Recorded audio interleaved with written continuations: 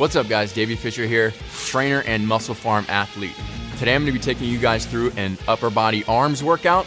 We're going to be supersetting biceps and triceps and doing a lot of volume, so let's do our best to keep the rest low and things productive. This workout will take about 45 to 60 minutes and it's going to be hard. Virtually all of this workout is going to be supersetted, which means we're going to alternate between biceps and triceps exercises and then finish with an ab burnout at the very end. Let's get things started. Our first superset is going to consist of bench dip 21s and forehead curl 21s. We're going to be doing these 21s as a form of pre-exhaustion right when we start our workout to isolate different ranges of motion, but also to prime the biceps and triceps to get them ready for the rest of the workout. With the dips, the first 7 repetitions are going to have the most exaggerated range of motion. We're going to start from the very bottom portion of the dip and only press up to halfway with the arms still flexed, returning back down to the bottom position, keeping the lower back nice and close and tight next to the bench while doing so, and keeping the grip also nice and close to the shoulders, about shoulder width apart. The second set of 7 repetitions of this first set is going to be the top half of the range of motion. So we're going to reach full extension with the arms virtually locked out at the top of the movement and then approach a 90-degree bend at the bottom of the movement. The last 7 repetitions of this set will be performed with full range of motion, all the way from the bottom to the top of the movement, reaching full extension in the elbows.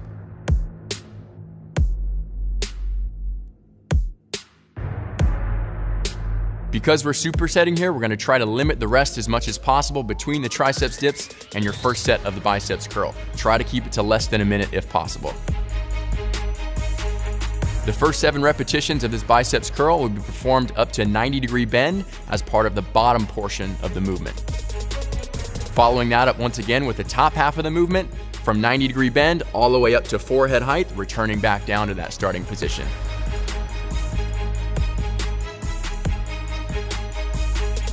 And then finishing up with that full range of motion with full flexion at the top of the movement at the forehead and then full extension at the bottom of the movement down by the hips.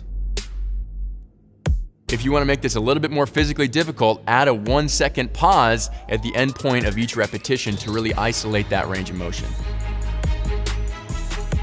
Try to keep it to less than 1 minute of rest and then take it back to the bench for the triceps dips.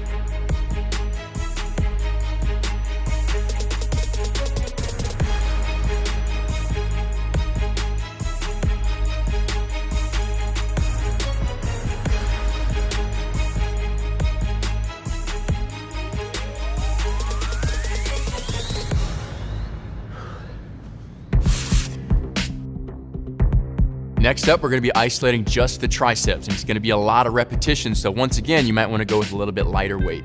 We're going to be doing 3 different variations of a skull crusher exercise. The first 12 are going to be completed to the nose, the second 12 to the forehead, and then the final 12 behind the head. Then we're going to repeat with 10, 10, and 10, and then 8, 8, and 8 to finish. By doing these 3 different variations of the triceps extension, we can individually target different portions of the triceps muscle. You want to avoid locking out the joints here because that would mean giving the muscle a break, and we're trying to maximize the amount of time under tension.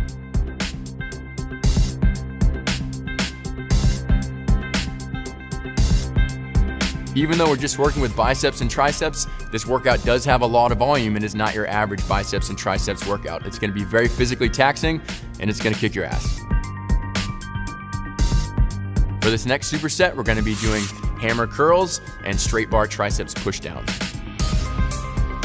The first set of each movement we performed at 15 reps. The second set will be 12 reps, then 10 reps, and then finishing off the fourth set with 8 repetitions each. With these hammer curls, make sure to tuck the elbows in, press the shoulders back and down, and flare the handles out as you reach full flexion at the top of the movement before returning back to the starting position. Adding the flare out at the top of the movement makes this movement a little bit more dimensional and attacks the biceps from a little bit different angle and fuller ranges of motion. With the straight bar pushdown, keep those elbows locked into your sides and also the shoulders rolled back and down throughout the entire range of motion. In order to maximize mind-muscle connection here, really focus on deliberate repetitions and keeping things under control.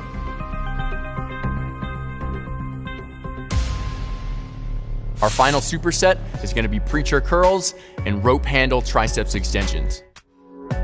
Because we're approaching the end of the workout, our target rep range here is just failure, anything between about 12 and 15 repetitions. I want you to do 3 sets of each of these exercises. Like I mentioned earlier, with this preacher curl, avoid locking out the joint at the very bottom of the movement to keep the muscle and the biceps engaged. Also, make sure you're controlling the eccentric portion of this lift and exaggerating the range of motion while we lengthen to full extension before bringing it back up a little bit faster to flexion. With the next exercise, the rope handle triceps extensions, similar to what we did with the hammer curl and the rope handles, try to flare the hands out at the bottom of the movement while keeping the elbows tucked in. That last portion where we flare the hands out at the bottom of the movement will engage more of the triceps muscle and make it a little bit more physically productive.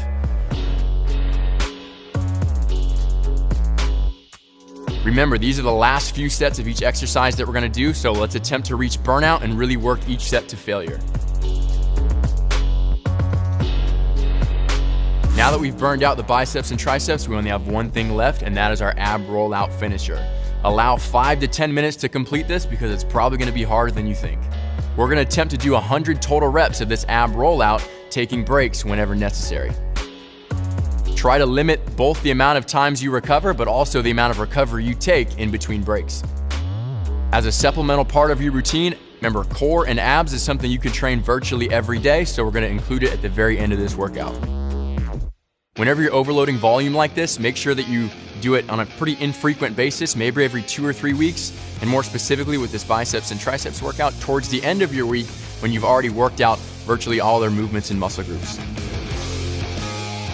After finishing this workout, it's gonna feel like you have nothing left in your biceps and triceps, so it's important to be proactive about your recovery, but also what you put into your body post-workout. The full description for this workout is outlined below here at bodybuilding.com. If you ever have any questions or anything else, feel free to get in touch with me at Davey Fisher. For more videos and articles from athletes like me, make sure you check out bodybuilding.com. I'll catch you guys next time. Make sure you click and subscribe.